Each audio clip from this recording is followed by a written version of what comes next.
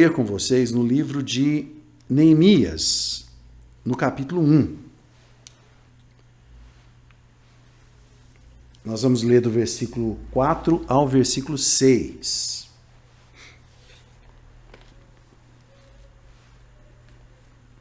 Livro de Neemias, no capítulo 1, versículos 4 ao versículo 6, diz assim a palavra do Senhor. E sucedeu que, ouvindo essas palavras, assentei-me e chorei, e lamentei por alguns dias, e estive jejuando e orando perante o Deus dos céus. E disse: Ah, Senhor, Deus dos céus, Deus grande e terrível, que guardas o conserto e a benignidade para com aqueles que te amam e guardam os seus mandamentos. Estejam, pois, atentos os teus ouvidos e os teus olhos abertos para ouvires a oração do teu servo, que eu hoje faço perante ti, de dia e de noite, pelos filhos de Israel, teus servos, e faço confissão pelos pecados dos filhos de Israel, que pecamos contra ti. Também eu e a casa de meu pai pecamos. Eu sei que muitas pessoas conhecem a história de Neemias, que era copeiro do rei Artaxerxes, na Pérsia. Ele vivia uma vida de conforto, era escravo, mas ele era copeiro do rei, ele comia da comida do rei, ele era uma espécie de confidente do rei, desfrutava muito da presença do rei e devia ter ali, não é, boas roupas, um bom aposento. E ele, enfim, aparentemente estava livre do mal que assolava o seu povo e a sua terra. Mas ele recebeu notícias vindas de Jerusalém, ele quis saber como estava a cidade dos seus pais, e as notícias não eram boas, não eram as melhores, aliás, eram muito ruins. A cidade estava, como a descrição, em cinzas, os muros derrubados e tudo destruído. Então, Neemias se entristeceu muito com aquela situação, embora ele mesmo não estivesse passando por aquele tipo de dificuldade naquele momento. Ele estava, né, com um domicílio bom, ele tinha todo o amparo necessário, toda a segurança necessária, mas isso não foi suficiente para impedir que a tristeza entrasse no seu coração quando ele soube das notícias daquilo que estava acontecendo com o seu povo. Muitas pessoas conhecem a história de Neemias a partir do momento que ele entra na presença do rei, e o rei pergunta por que ele está triste, ele de repente reluta, mas depois acaba declarando isso ao rei, e o rei então pergunta o que ele quer, e ele diz que precisava de um salvo-conduto para ir até Jerusalém, precisava de tempo, precisava de recursos para ajudar o povo dele, e o rei concedeu tudo isso a ele. Mas o desfecho dessa história é um desfecho de bênção, é um desfecho de restauração, restauração dos muros da cidade, restauração do templo, restauração das casas, restauração da cidade de Jerusalém. O desfecho dessa história é um desfecho bom, mas o processo até que essa restauração fosse concluída foi momentos de intercessão, momentos de tristeza, momentos de luta, momentos de dor. E o que Neemias fez? É claro que ele tinha um poder, um recurso humano, que era o rei, que gostava dele, que confiava nele. Mas antes de pensar em qualquer recurso humano, Neemias jejuou, orou, buscou a Deus. Ele faz uma confissão de pecado pelo povo, pela nação de Israel, pela sua própria vida, pela casa do seu pai. Então nós entendemos que houve todo um processo de busca pelo poder de Deus, pelo nome de Deus, antes que qualquer ação que culminou na vitória, na bênção, pudesse acontecer. O que significa que Deus é aquele que organiza todas as coisas, aquele que comanda todas as coisas, e é a quem nós devemos buscar. Graças a Deus, aqui em casa está todo mundo bem. A pastora Liliane está com saúde, a Sara, a Isabela e o Paulo, lá em Rio Verde, estão com saúde, eu estou com saúde. Graças a Deus. Não é? Temos notícia aí do meu sogro, da minha sogra, que estão com saúde ali em Iporá, minha irmã, meu cunhado, meus sobrinhos ali. Então, as pessoas próximas de mim, o pessoal da igreja, alguém que teve o vírus ali, teve uma recuperação tranquila, não precisou nem internar, foram sintomas leves. Então, perto de mim, as pessoas que estão perto de mim, nenhuma delas perdeu a vida para esse vírus, nenhuma delas sofreu qualquer coisa. Mas isso não me impede de ficar triste, porque eu sei que algumas pessoas estão padecendo. Algumas pessoas que não são tão distantes de mim. Quando eu disse perto, eu estava falando de parentes, né? E eu incluí a igreja que eu dirijo, porque a igreja que eu dirijo é minha família também. Então, os meus parentes e a igreja que eu dirijo, está todo mundo bem. Mas eu tenho pessoas próximas de mim que, infelizmente, perderam entes queridos ou até se foram. Temos a esperança de nos encontrarmos na glória. Então, é um momento em que nós precisamos entender. Talvez você está na sua casa, no conforto da sua casa, enfim, e está todo mundo, está tudo bem com você. Mas nós, como filhos de Deus, nós precisamos acionar essa arma, que é a intercessão. Nós precisamos orar. Orar pela família daqueles que tiveram perdas, orar por aqueles que estão bem, com saúde, para que eles continuem bem com saúde. Nós estabelecemos no início, não, em meados de fevereiro ali, uma campanha de jejum na nossa igreja que vai até o final de março, talvez até entrar um pouquinho em abril. Nós vamos terminar ela em um domingo, que nós estamos jejuando e orando por toda a nossa igreja, por todos os familiares das pessoas da nossa igreja, por pessoas que não são da nossa igreja, têm pedido oração. Nós pedimos oração para o Luciano, irmão da Patrícia. A Patrícia congregou com a gente em outro momento do nosso ministério ali. E o irmão dela, Luciano, esteve entubado, esteve muito ruim. E Deus restaurou a vida dele, ele já está de alta, está fazendo fisioterapia para fortalecer os pulmões. Enfim, então nosso Deus é o Deus que responde o clamor, mas a gente precisa clamar, a gente precisa se envolver nessa situação. Eu estou muito mais triste nesse momento, agora, pelos comércios que estão se fechando, do que no começo da pandemia, não é? Que a gente teve que fechar e foram 100 dias se arrastando nessa luta, nessa coisa toda. Mas agora eu vejo que está todo mundo muito cansado, né? Está todo mundo muito afadigado com essa situação. E às vezes nós encontramos muitas pessoas que ficam com um discurso horizontal, quer culpar um, quer culpar outro, enfim, eu acredito que muitas pessoas tenham culpa, sim, nessa situação. Muitas pessoas tenham culpa na situação que nós estamos vivendo, nós estamos passando, mas é algo maior que nós. E o que a gente que tem o esclarecimento da palavra, a gente que tem a revelação de Cristo em nosso coração, o que a gente precisa fazer? A gente precisa buscar o Senhor, a gente precisa invocar o nome do Senhor. Neemias, ele tinha um certo poder, ele tinha uma certa amizade com o rei, que era muito grande. O Império Persa, nessa época, era o maior império que havia, né? Então, eles eram o maior império. E Neemias era amigo do rei,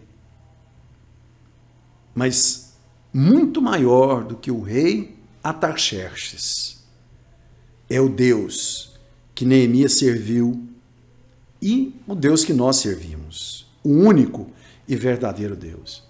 Então a gente precisa fazer tudo que a gente tem que fazer, que a gente está sendo orientado a fazer, mas a gente não pode deixar o medo entrar no nosso coração.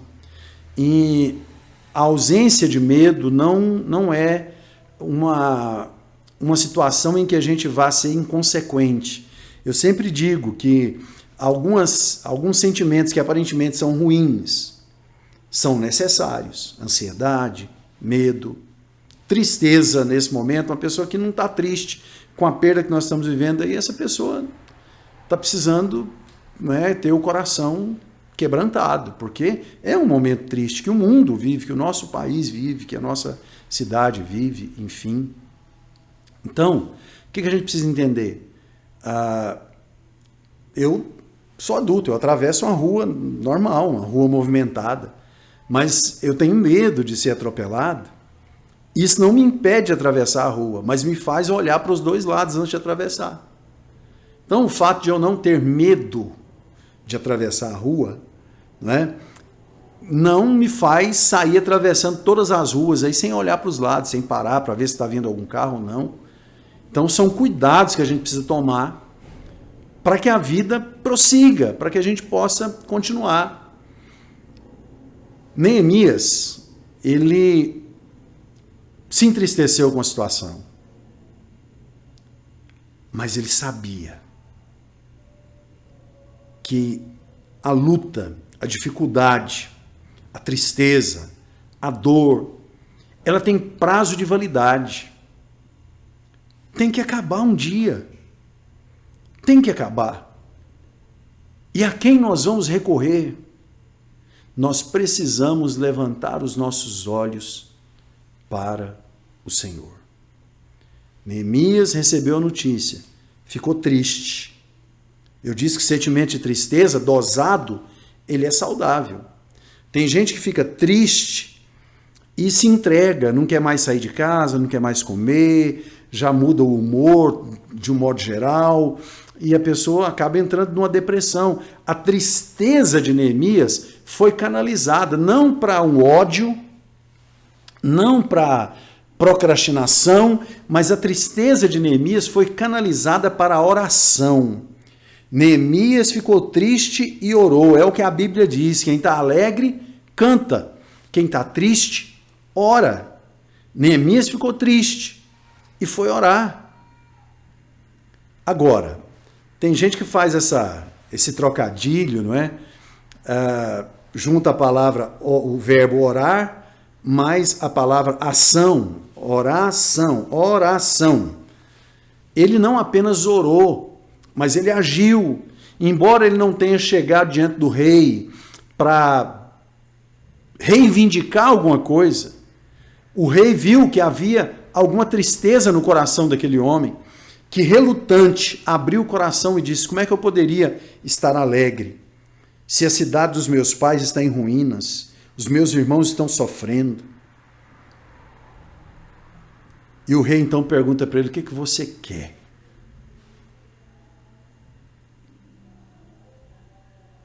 Neemias tinha um plano, tinha um projeto, tinha uma estratégia. E esse plano, esse projeto, essa estratégia culminava na restauração do templo de Deus, na restauração da adoração. Na oração que Neemias faz, antes de conversar com o rei, ele fala: Senhor, nós pecamos. Olha, talvez, e eu acredito que não, né, você não esteja aí cometendo roubos, assassinatos, traições, esse tipo de coisa. Mas muitas vezes nós pecamos por omissão, não apenas por ação. Nós precisamos reconsiderar como nós temos vivido a nossa vida nesses dias. O que nós temos ouvido? Se a gente for colocar em porcentagem, a gente tem dado ouvido à voz do Espírito Santo, quantos por cento? Em relação a todas as outras coisas que a gente ouve e lê nas redes sociais, na TV, ou, enfim, de pessoas que estão aí para espalhar o medo, o terror e o caos. Nós precisamos voltar a nossa maneira de viver para o Senhor, porque é dele que vem o nosso socorro, é dele que vem a nossa força, é dele que vem o nosso amparo. E esse é um momento ideal para a gente reconhecer isso. Esse é um momento ideal para nós nos voltarmos para o Senhor. Esse é um momento ideal para nós rasgarmos o nosso coração diante do Senhor e não apenas as nossas vestes. O Evangelho ele tem sofrido muitas restrições nesses dias. E eu não estou falando que o evangelho tem sofrido restrições porque as igrejas ou os templos estão sendo obrigados a estar fechados por um tempo, porque o templo está fechado lá, mas eu estou falando com você aí. Muita gente está online agora pregando, ministrando a palavra. Então nós temos essa voz. O que eu estou dizendo é que o evangelho está sofrendo restrições porque muitos discursos que estão na boca dos crentes, dos cristãos, que deveriam estar semeando a boa semente, porque muitas vidas estão sendo ceifadas, essas pessoas perdem tempo com discursos meramente humanos, meramente terrenos, meramente territoriais, partidários. Neemias não se preocupou com nada dessas coisas. Jerusalém está assim por culpa de não sei quem. Jerusalém está assim por causa do pecado de não sei quem. Não, ele falou, Senhor, perdoa a nação pelo pecado, perdoa a minha vida pelo meu pecado. Ele se incluiu naquela situação e a gente precisa assumir essa posição diante do Senhor, assumir como sacerdotes do nosso lar. Sua família, seus filhos estão na casa do Senhor? Nós precisamos tomar essa posição como sacerdotes no nosso lar, para que a nossa família, aqueles que estão perto de nós, possam estar nos tendo como exemplo, possam estar nos tendo como exemplo, não de perfeição, né? No meu caso, longe disso, mas pelo menos um exemplo de perseverança. Se não somos perfeitos, e não somos, que sejamos pelo menos perseverantes. Que no momento da alegria, nós nos lembremos, eu sirvo a um Deus todo-poderoso que me condicionou, não é? Que me proporcionou este momento de alegria, esse momento de paz. Se eu estou vivendo um momento de tristeza, eu vou levantar minha voz e dizer, eu sirvo ao Deus todo-poderoso que me dará vitória nessa adversidade. Mas não interessa, faz sol, chove, é noite, é dia, o meu coração, o nosso coração precisa estar no altar do Senhor. A nossa reação diante das notícias que o mundo nos traz precisa ser canalizada para a oração. Eu não estou aqui para pregar sobre Neemias pegando ali, né, as cartas do rei para conseguir recursos. Não, nada disso. Eu estou aqui só para falar dessa primeira oração de Neemias antes dele encontrar com o rei Artaxerxes. Porque foi essa primeira oração que fez com que todo o processo de restauração ocorresse e culminasse na restauração do templo de Deus, na restauração da cidade de Jerusalém. A nossa oração vai desencadear o processo de restauração da nossa nação. É isso que nós precisamos fazer. Deus está pronto a nos ouvir. Deus está pronto a nos responder. Deus está pronto a fazer o impossível, como nós cantamos aqui. É isso que nós precisamos colocar em nosso coração. É essa certeza que nós precisamos ter. Tem um cantor mexicano, pastor, que eu gosto muito. Há anos eu acompanho o trabalho dele, desde antes do advento da internet. Ele compôs algumas canções aí. Renova-me, Senhor Jesus, já não quero ser igual. Isso em espanhol, né? Eu estou cantando em português, mas dentre outras canções que foram muito sucesso. Ele se chama Marcos Witt. Eu sigo ele no Twitter e hoje ele tweetou uma frase em espanhol que traduzida livremente é mais ou menos assim, ó: Deus redimiu o seu passado, restaurou o seu presente e abençoa o seu futuro. Você que está vivo agora, você que está respirando agora. E essa é uma coisa muito importante, né? A gente que não dá a mínima para a nossa respiração, essa troca de gases que é vital para nós, né? Que transforma o gás carbônico liberado ali pela circulação do nosso sangue, libera esse gás carbônico, né? Esse oxigênio que entra na inspiração e que é liberado como gás carbônico na expiração. A gente nem se preocupa com isso. Mas quantas pessoas agora estão agonizando? Estão dizendo, pelo amor de Deus, eu quero respirar. Pelo amor de Deus, me dá alguma coisa para me ajudar a respirar. E não estão tendo condições de respirar. Mas você que está respirando agora, a Bíblia diz, tudo aquilo que tem fôlego, louve ao Senhor. Oração também é uma maneira de louvor. Nós precisamos aprender com Neemias. Neemias era o copeiro do rei, um escravo. Tinha uma situação privilegiada, mas era um escravo. Não poderia fazer nada por Jerusalém. Mas ele levantou o seu clamor, ele orou a Deus e Deus abriu as portas. E a cidade de Jerusalém foi restaurada. Vamos pensar na cidade de Jerusalém como a nossa vida, como a nossa família, como a nossa igreja, como o nosso círculo social, como a nossa cidade. Vamos levantar o nosso clamor juntos ao Senhor, sabendo que o nosso Deus abrirá portas e viveremos a restauração plena dessa situação de ruínas que nós estamos vivendo. Mas para isso, nós precisamos levantar o nosso clamor ao Senhor.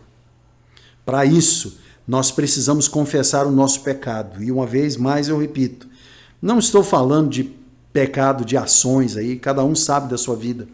Eu estou falando das nossas omissões. Nós precisamos nos posicionar. Nós precisamos nos colocar na brecha. Ezequiel 22:30. O próprio Deus declara, procurei dentre eles um homem para se colocar na brecha, para restaurar um muro, para que eu não destruísse a cidade, mas nenhum encontrei. Que nessa noite, você, eu, nós, possamos ser as pessoas que vamos dizer ao Senhor, como disse Isaías, eis-me aqui, envia-me a mim. E o nosso primeiro ministério é o nosso lar. O nosso primeiro ministério é a nossa casa. Não adianta você querer ser missionário lá em algum lugar, em alguma terra distante, se você não é um sacerdote na sua casa. Nós vamos orar nessa noite. Assim como Neemias orou. Primeiro, reconhecendo que o nosso Deus é o Deus Todo-Poderoso. Reconhecendo que a situação é caótica. Reconhecendo que nós somos pecadores.